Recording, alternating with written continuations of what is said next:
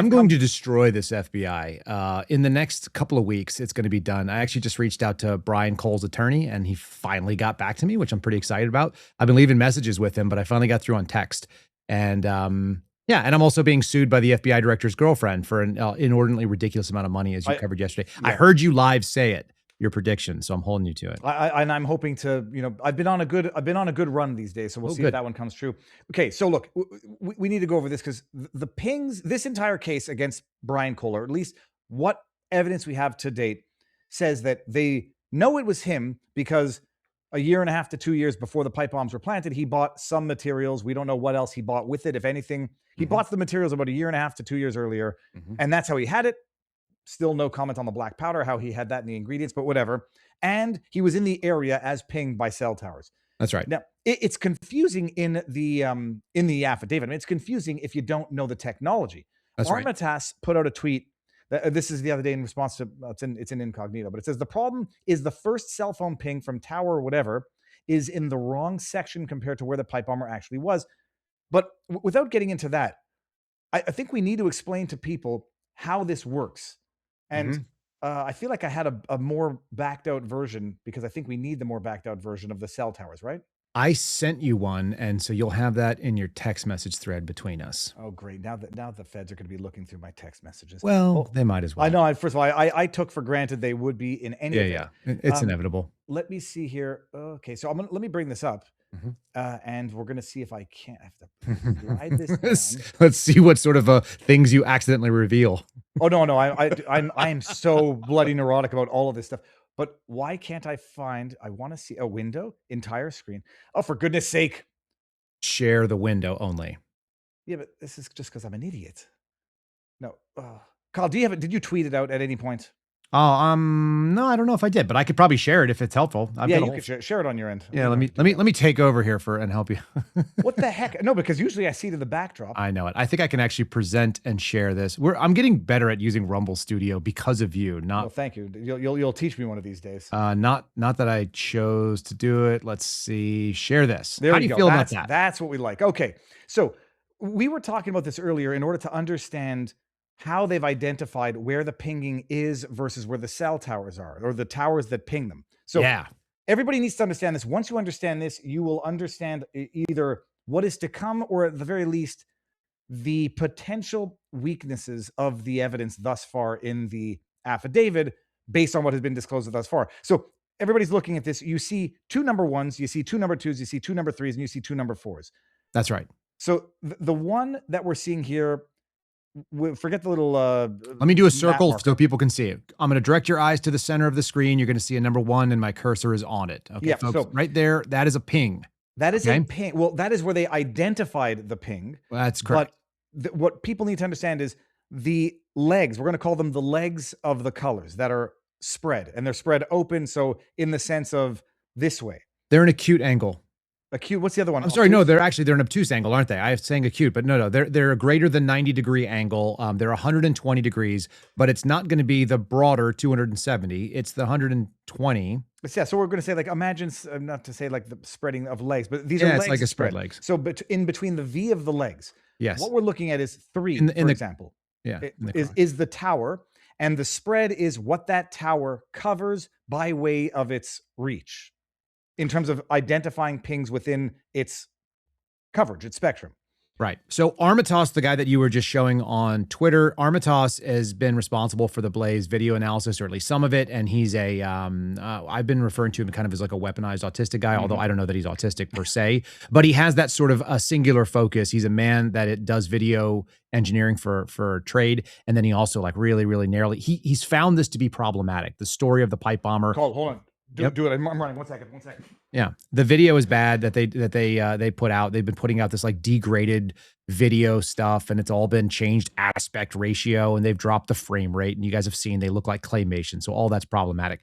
Armitage is the guy that has created this map. This is not the way the FBI map looks, for whatever it's worth. If you guys have ever seen a cast analysis, or if you've ever seen what happens when you put when you do law enforcement work and you try to map pings. This is not the way that it comes out. It's actually a different sort of graphic, but this is actually a little bit easier, I think, to understand. So the one we're going to look at right here is number 1, and my cursor is on it. It's directly above my head on the screen. If you guys are watching, it should be pretty easy to see. It's the number 1, and it has red legs for this angle. So the legs that Vivo is talking about, they're red and they spread outward, and they basically go down and to the right, which is to say they go essentially southeast is the quadrant that they cover.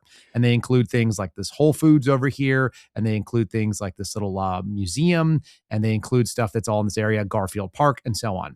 Okay. The interesting thing that Armitage pointed out is that part number 1, segment number 1, the first ping that they're identifying as saying Brian Cole's phone identifies with the route of the pipe bomber, is that ping number 1 would place the pipe bomber in this area, and this area is not where the pipe bomber was when ping number 1 was registered. So over here, this 1, 2, 3, and 4 is the route of the bomber on foot from video. So 1, 2, 3, 4, this is 1 and 2 and 3 are all part of the DNC loop, and then up here is the RNC loop.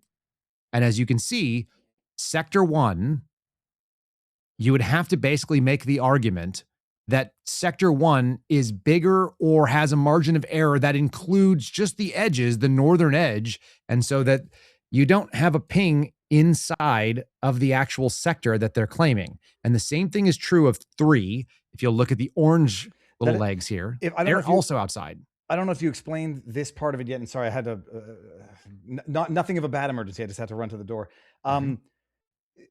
If they didn't know the route of the bomber, all that they would know, I didn't do that yet. So let's talk about that. Okay, so if they did not know the route of the bomber, or the pipe bomber, the person in the hoodie, if they didn't know that, the only thing that they would be able to determine by way of ping from Tower 3 would be anything in the area between the legs, correct? Correct. So let's do that in a different way. Armitage explained it in his mind, and I think it'll resonate with certain people, that pings are actually more helpful for saying where somebody was not than saying where they are, because it actually eliminates, let's say, 60% of the circle where you are not. And so, for example, if we were going to say that if I believe that you were a potential pipe bomb subject, and I got a ping over here at the Library of Congress, you were in the building at the Library of Congress, but at the same time, I know that somebody was supposed to be in this cell phone area, or maybe there was a robbery at the Library of Congress, and your cell phone pings over here in Sector 3. That's going to be the orange legs that we're seeing, and so you're south of the number 3. Well, if you're south of the number 3, because you're pinging, and that means you're anywhere here from 7th Street, Southwest, all the way over here to like 4th Street, I think it is Northeast. If you're somewhere in there, or you were on 695, you could have been anywhere in this sector, but I sure as hell know that you weren't over here in the Library of Congress because your cell phone is pinging in a place that says you're in this sector. Okay. And that's essentially what it does. And you could be anywhere in there. You could be at the M Street metro station. You could be over here at the arena stage for the Meade Center. You could be over in this little park. It doesn't matter. If I get you pinging in this sector, it's not saying, oh, you pinged on East Street and 3rd Street. What it says is you pinged in Sector 3, and it's a very, very large 120-degree angle area. And so all I know is that you didn't ping outside of that area. Because what people need to appreciate, and this is what I misunderstood, and by the way, if this is wrong, well, I'll eat crow and apologize afterwards, or correct.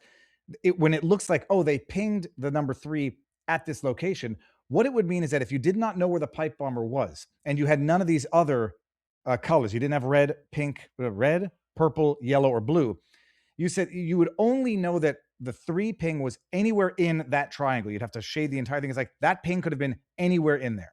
Yes. And let me actually add a little bit more context to this, because this is also worth people understanding. There are 2 types of pings that can be used. One of them is called active pings or something to that effect. And that means that we are gathering it in real time. As an FBI agent, as a law enforcement officer, you may have an app on your phone where you go get a judicial process to have a ping. And I can't remember if it's a subpoena or a warrant. And I can't even remember if I've ever done these, but we use them on drug dealers all the time. It's like a tracker, but for your phone. It drains the battery, so we don't ping you nonstop because that would be too much. So we ping you intermittently, and we try to see, hey, are you here? Are you in this sector or that sector? And we've associated certain areas where you might ping that will be associated with your home or maybe associated with your work. And so we've got some ideas. We've got some parts of the map that are mapped off. So if I ping your phone and I actively ping it, query location of phone, it'll give me something. And then depending on the number of towers that it hits, there's an overlap of all these different little legs. And yeah, that's like the Venn diagrams, which you could Exactly. get a more accurate location. I may get a much better read on you, but a lot of times in urban areas, it's complete crap. Like we'll get a ping and I'll reach out to a case agent when I was doing the job and I'd say, hey, you got pings on the phone? They say, yeah. And I go, any good? And they go, accuracy within 10,000 meters. It's like, that's useless. Fuck that. Like, we don't care. It's not helpful. But then they might be moving somewhere and suddenly they're out in a rural area and we got a better idea. They're within 1,000 or 500 or 100. And then I can start narrowing down. If you're within 100 yards of the daughter's school, you're likely picking up daughter at school. And so then we can vector in our physical surveillance and put eyes on. That's active pings only. That's not what these are. These are historical. So I'm just looking at 120 degrees. So the idea here is that all of these angles of these triangles are 120 degrees, give or take. There's a margin of error of what the highlighted in section that it covers would be. And that's based on geography, and it's based on topography, and it's based on buildings. Okay. So human structures.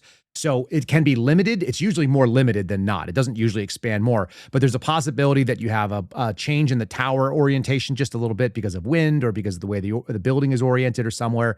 So there's a possibility that these, shift a little ways, 1 or 2 degrees, and they certainly could shift less. But generally speaking, because we're talking about a city, they're mostly limited by scope because you got buildings and stuff. Okay, no, that's one place where I wanted to go. That it's 120. There's a bit of a margin of error. Mm-hmm. Why does 5 not have a ping? Not clear. I can't remember where 5 was supposed to be pinging, but it's not mapped on this one. All right, and now all that to say is just to highlight the fact that all of the pings on this overlapping section of 1, 2, 3, 4 are all of them with, they're very close. Not, I mean, on or over, but certainly very close to the limits, the margin. With the exception of 2. 2 is the only one that fits perfectly inside. It's well within the dark blue, and you'll see 2 is right next to 3 as far as the towers go. So it's going to be in the center left side of the picture. Yeah, the 2 is right under the 1, which is I probably right can actually zoom in on stuff like this, can't I? I bet I can. Like, I don't know. Oh, look at that. There, so there we go. So 2 is up here, and you'll see that 2 fits directly inside sort of the narrower part of these legs. But 1 is certainly outside of it. Here's the you can't see it. It's underneath me, but this is the outer rim for 1, and the number 1 is well outside. 2 falls within. 3 is on the margin on the air, and 4 is also on the margin. So the way that the FBI is basically articulating, I might even be able to make this a little bit smaller, and it might be better. The way the FBI is trying to articulate this thing is that they essentially want you to believe that the margins and the margin call is what they're actually they're arguing. So this is when I said that this complaint was thin to you, I meant that it's thin because it's got pings, and these pings are not what you would predicate on, which is probably why they didn't lead with it. 1, it's kind of archaic. 2, it's kind of difficult to understand, and we're sitting here talking it through. And then 3, they led with what they think is better. And what they led with is historical purchases. And they were a little bit deceptive about some of those purchases, I think, for 2 years, because this guy is both a prophet and then potentially he's got like telekinesis because he can actually use the bomb that he planted the night before on the day of January 6th, if you believe the argument that was being made. So all that's pretty weird too. Okay. But these pings suck. These pings are not good. And pings almost always are not that good. They're just one tool in many. Because I think most people were under the impression that when it's ping number 3, that's where he was. They got like a boop and a circle on the map. Number 1 as well, number 2 as well. Yeah, that's an argument that they are making. And so that's the big part of it. This is a leap of faith that ping number 3, which should be in that orange sector, that narrower sector of the orange. That limit of the arm. Yeah, that it actually goes beyond the limit. And it could be this person that's walking around here dropping off the pipe bomb. This is about 8 p.m., this 3 o'clock. And at 8 p.m., the pipe bomber basically is just about to go off video camera here, but is on foot over in this area. But over in this area that is outside of the sector of tower number 3 that we're showing. And basically what they've done is pinpointed along the trail where he would have to have fit based on the perimeter or the area covered by the towers, and say this is what he walked. And right. Because of what we captured within the triangulated areas, this is where he would have had to have been at that particular point in time. Yeah, they are arguing. They are arguing.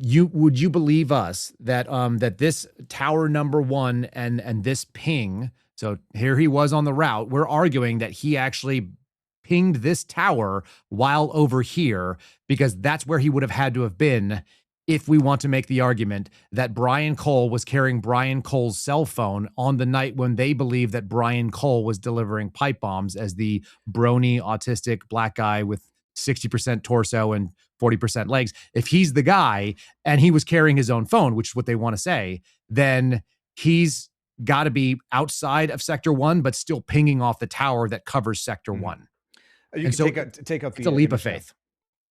Kyle, stop sharing on your end because I don't have the power to kick it for you. You can't kick me off. No, I can't. Well, I can't even. If you started to share something highly embarrassing, I would be able to take it out. Okay, now why on Armistas's on his tweet there was that little this thing right here. So that's the same diagram zoomed in with a little bit of a tighter line. And so what we'll see right there is, you've got better control of it. So the tower on the bottom left, like right behind where your head is the tower location for the first sector. That's the tower. And what's this drop here? What was that? Unknown. I have no idea. Okay, maybe he might have just put it there to be able to like zoom in on that map and take a picture for all I know. This is obviously a screenshot map that then he went and doctored. But if you were to pull back out of that, you'll notice that if you put that back up on there, that the ping for number 1 is what he's honing in on. It is the furthest one out. And so I guess that's what you're saying. So the problem is that the first cell phone ping is not in the wrong section. So it's beyond, right. So you're starting off bad. How many feet are we looking at? Give or here. This is like one city block? That's half a city block. Yeah, that's probably a couple hundred feet minimum. Okay, so then the argument would be, well, what is that? That's a tenth of a mile. A city block is about a tenth of a mile. So okay, now I understand. Okay, well that's good. Now I understand exactly what Armistas was getting at with that. Right. And again, 3 is outside, 4 is outside as well. They're narrower, that like it's much closer. So you could maybe try to make the argument error. But here's the more likely probability. The more likely probability is that cell phone is right in the middle or somewhere inside of the sector and not on the margins of error of that sector. And so an enterprising defense attorney would be hoping to find better evidence that maybe Brian Cole was in fact in the sector that he would be in the center, of which he could not have been delivering the pipe bombs at the time, because especially ones like Sector 3, that is mid-route. That is the ping at Sector 3 as about 8 o'clock at night. And the relevant time frame that everyone has to understand is the pipe bomber came onto camera at 7:34, roughly where the number 3 is, walked up that street, which I believe is New Jersey, makes a left turn and goes down what I believe is D Street, heading west, and then goes south and drops off the bomb, and then does an egress route that's kind of illogical, kind of wanders around back and forth, and then ends up right then at point 3. So from 7:34 to 8 p.m. is on camera in what we'll call the DNC loop, that little circle there, and begins and ends roughly where the number 3 is. And then goes off camera altogether, and then pops up on the north side of this particular map. And if you go up roughly where the 4 is supposedly where the bomb was actually being placed. That's really close to where the Capitol Hill Club is in the RNC. And so that happens, and then the video evidence of the pipe bomber ends at 8:18. Okay, I want to make sure. I hope everybody understands that. Now, what circumstances would it require that FBI comes back, or whoever's, the prosecutor says, no, these were not broad, 120-degree pings. These were specific pings because at that point he texted somebody or made a call or whatever. So those are actually specifically geographically pinpointable pings. Well, they're not. That's not a possibility. So what they would have to have is additional cell phone tower hits from other cell phone towers. So you'd have to have overlap. You can see in certain areas where 1 and 2 might overlap on the graph. And if cell phone tower 1 and 2 overlap, then you could say that he's in not 120 degree, but the overlap of those two angles, and it might be as little as like 50 degrees. But every single time that we would get pings, particularly like you'd get them for somebody who would go to their house, let's say, and a drug dealer's a great example. So drug den falls in the intersection of 2 tower pings that basically stretch out. And so you could find out if they were in that corridor, which might only be 12 degrees wide, but they would be within 1,000 meters from the beginning point all the way out to the farthest point of wherever the towers no longer operate. But it would be a narrower than 120 degrees. It's the overlap. It's that Venn diagram that we're talking about. So unless they're going to be able to say that, okay, well, Cole's phone was actively pinging on more than one tower at a time, which means it has to be in the overlapping section. You can't get more specific with pings. The things that people get more specific with are trackers and GPS warrants. And this is historical, so they can't do that. Unless they had a Google map, if the guy was like using some sort of a mapping program. And then, for example, if that particular mapping program actually held historical data going back that far, then maybe you get that. But you'd actually have to have something else going on. So either an app, or you'd have to have overlapping pings, or you'd have to have a live tracking on a vehicle or on a Okay. person. And as we understand it, that's probably not the case. Well, then this is a pure matter of fact, which my understanding. I mean, I've asked a few people, and this is the answer that seems to be the reality. If someone says no, those pings were actually specifically located based on whatever, then I guess we'll see if that's the explanation. Yeah, they're not. And here's how I'll just tell you. I worked with the guys at, like, there was a guy who worked for CAST. There's only probably 16 people in the entire FBI that do what's called cellular analysis survey team. It's a collateral duty for most people. And I want to say they have a handful of full-time people, maybe as few as 10. It's a very, very specialized, incredibly small field of people. And one of them worked one desk away from me when I was in Las Cruces, New Mexico. And he also lived like down the street from me. And his wife worked with me. And she was one of the kind of the mentors in my office in Las Cruces. And he's a super cool guy. So I would look over his shoulder on a regular basis and I'd say, hey, what are you doing? And he's like, oh, we're mapping historical pings of this phone. Well, what is it on? Oh, it's on a homicide case. We're trying to find if a guy dropped the body out in this area. And this is the only cell tower out there. And so likely. And then you'd look at another one and they would go, oh, well, what about this? It's like, that's a kidnapping case. We're trying to find a lost girl that some dad may have taken out to Colorado. So he worked on cases all over the country. It's not a big group of people that do this. And I had access to one of them, which is pretty uncommon. I would say there's 14,000 FBI agents and maybe 10 of them do this job. And I happen to work next to one of the 10. So I've seen what the software does and what it doesn't do. And he would get called in for expert analysis on a regular basis. In fact, Sean may be one of the people that they have to call in to explain what the FBI is alleging in this, because there's not very many who would do it. Kyle, Ginger Ninja over in our community asks, Kyle, would a cell phone outside the angle of coverage of a tower be able to ping off a tower by signal by reflecting off something like a building that's in the angle of coverage? It's possible. And that's what the FBI is trying to argue with their map and saying that this person actually fits inside there. So there are urban anomalies, as you can imagine, just like radio can skip, and it can skip off buildings, and it can skip off structure and glass and different types of things. But what they're trying to argue, just so everybody understands, the argument the FBI is making in that complaint, and they're not saying it explicitly because it would really, really cut away from the probable cause. They're saying that the FBI is arguing that the error factor is what they're banking on putting Brian Cole's cell phone on the map where the pipe operator was walking, and not the most common sense or most logical thing. These are not slam dunk pings. These are margin of error arguments. And so they're going to have to argue that exactly what Ginger just said. That's the only way that they make the case based on cell phone pings. And again, look, if they were to actually be able to show that this guy parked his car in a very specific place, got out of it wearing the stuff the pipe bomber did, the cell phone pinged while you expected him moving, which they're not going to be able to do, and that he went on the route and delivered all the pipe bombs, whatever, got back into his car, and the vehicle drove off. Now you're going to start collaborating video and pings, and then those pings went down to Woodbridge, Virginia, where he lived. Then we're talking about something totally different. But if they had even something closer to this, because after reading that complaint, and I've showed it to other cops who are, locals, I've showed it to state police officers, other FBI agents are telling me desperately, this is not good. This is not a good complaint. And it's not like Kyle Serafin's beef against the FBI that's coming out here. When I read it, I went like, oh man, what do they got?